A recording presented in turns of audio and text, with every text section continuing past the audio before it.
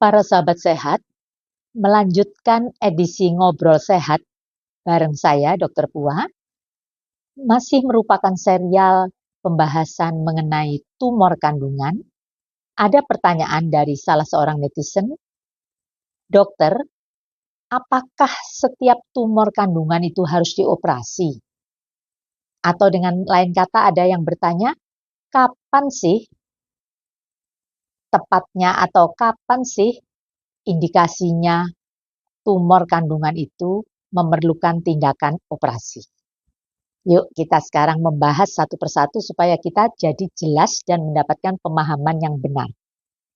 Seperti sudah saya jelaskan dalam tayangan yang lalu kan, dengar kata tumor tidak usah takut, tidak usah parno, karena tumor tidak sama dengan kanker. Itu saya ulangi berkali-kali supaya kita positive thinking ya. Karena sekali lagi hati yang gembira itu adalah obat ya, tapi kalau semangat yang patah artinya putus asa itu akan memperburuk keadaan, membuat keadaan yang seharusnya biasa-biasa saja menjadi luar biasa, menjadi lebih serius ya. Begini ya para sahabat sehat, berbicara mengenai kapan indikasinya sebuah tumor itu perlu operasi, itu banyak hal yang perlu dipertimbangkan dan tentunya ini Anda perlu konsultasi dengan dokter Anda. Yang pertama, menyangkut masalah umur ya, usia daripada pasien itu. Kalau Anda seorang gadis, usianya masih 18 tahun, tentunya beda pertimbangan dengan apabila Anda seorang ibu rumah tangga, usianya sudah 50 tahun. Paham ya? Jadi usia ini mempengaruhi pertimbangan untuk dilakukan operasi atau tidak. Tapi sekali lagi tidak hanya usia, masih banyak faktor yang lain. Jadi sekali lagi itulah perlunya konsultasi dengan dokter Anda. Jadi usia, apakah sudah menikah atau belum, sudah punya anak atau belum. Ya, jadi sekali lagi itu menjadi pertimbangan. Jadi yang pertama usia. Nah, yang kedua tentunya ukuran daripada tumor. Sudah sering saya jelaskan dalam tayangan yang lalu bahwa kalau tumor itu ukurannya kurang dari 6 cm ya. Kenapa kok patokannya 6 cm ya para sahabat sehat? Karena terbukti bahwa apa? Ukuran itu merupakan batas daripada perlu tidaknya tindakan operasi. Jadi sekali lagi, ukuran kalau dia kecil, katakanlah didiagnosa punya kista, ukurannya cuma 2 cm, 3 cm, itu tidak perlu operasi ya. Bisa dengan penata laksanaan konservatif ya, dengan pola hidup sehat, dengan dengan obat-obatan seperti sudah saya jelaskan pada tayangan yang lalu. Nah, katakanlah ini ukurannya ngepres, nah ini ya batas ya, ukurannya 5-6 cm. Itu pun kalau saya sekali lagi masih saya pertimbangkan usia dia berapa. Seorang gadis mengalami kista coklat, katakanlah kista endometriosis. Asal tidak menimbulkan keluhan-keluhan yang bermakna, maksudnya tidak nyeri haid yang hebat, tidak sampai mengganggu aktivitas. Ya sudah, istilahnya hidup berdamai dengan adanya kista, dengan pola hidup sehat, dengan hormonal yang stabil, harapannya bisa mengecil sendiri. Jadi sekali lagi selain umur, ukuran itu menentukan ya.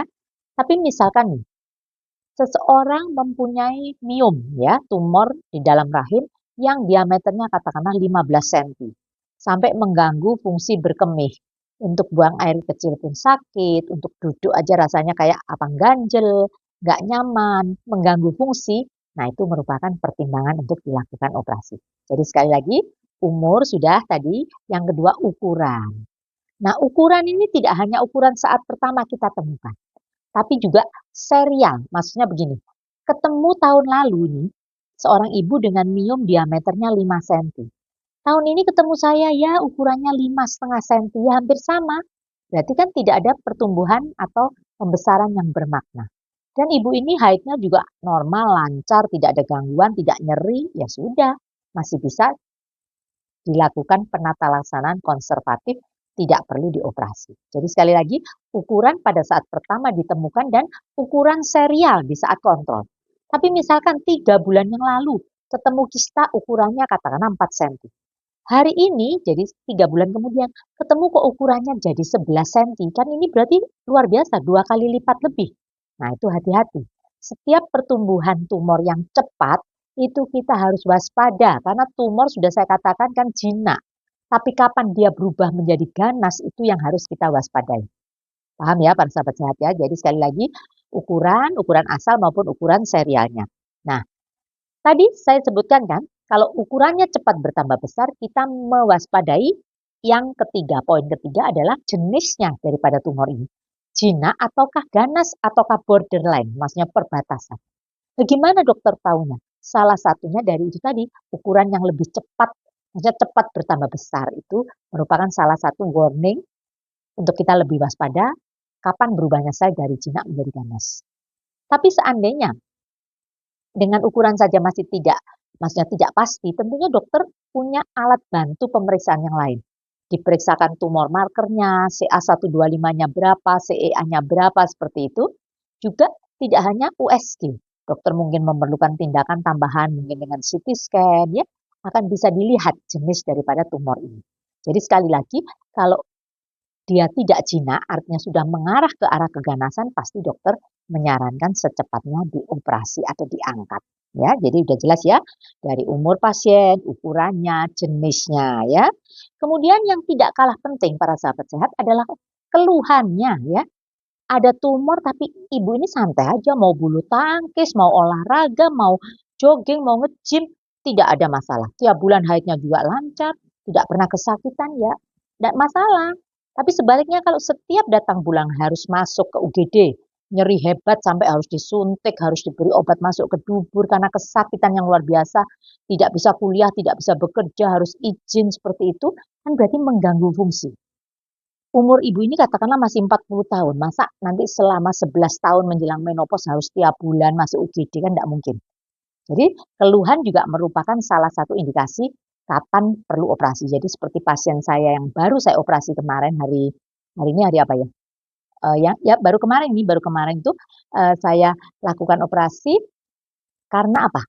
Tidak besar memang adenomiosisnya, tapi setiap bulan ibu ini harus masuk ke UGD karena kesakitan hebat. Nah, ini merupakan salah satu apa? Indikasi untuk dilakukan tindakan ya. Keluhan itu tadi tidak hanya nyeri ya, tapi perdarahan. Sudah saya katakan, ada pasien saya perdarahan hebat setiap haid itu sampai kemarin masuk rumah sakit dengan HB4. Nah, ini kan sudah sangat mengganggu fungsi ya. Jadi perdarahan hebat, nyeri hebat, itu semua termasuk keluhan-keluhan yang harus dipertimbangkan untuk tindakan. Nah, keluhan ini tidak hanya nyeri saja, tapi juga bisa menyebabkan tekanan kepada organ yang lain. Jadi misalkan nih, karena tumornya besar menekan ke saluran kencing sampai menyebabkan ginjalnya bengkak. Istilah kedokterannya hidronefrosis. Ini pun juga harus hati-hati. Kalau sudah menimbulkan gangguan fungsi, terutama kepada organ yang lain, itu menjadi bahan pertimbangan untuk dilakukan operasi.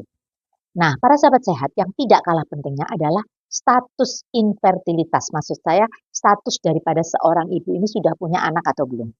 Kalau seorang belum punya anak, tumornya besar, dan itu menjadi penghalang pada saat promil, tentu dokter menyarankan diambilkan tumornya agar promilnya cepat berhasil.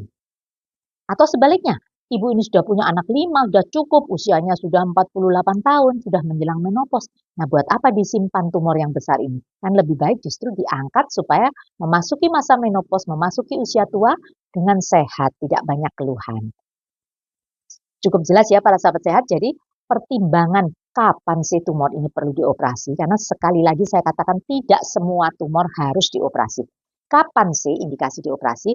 Pertimbangan usia, pertimbangan ukuran daripada tumornya dan cepat tidaknya pertumbuhannya, pertimbangan jenisnya, jinak atau ganas, pertimbangan keluhannya mengganggu fungsi atau tidak, ataupun keluhan pada organ-organ yang lain, dan yang merupakan pertimbangan yang terberat tentunya adalah fungsi fertilitas. Masih memerlukan fungsi untuk reproduksi tidak? Masih memerlukan fungsi untuk punya anak tidak?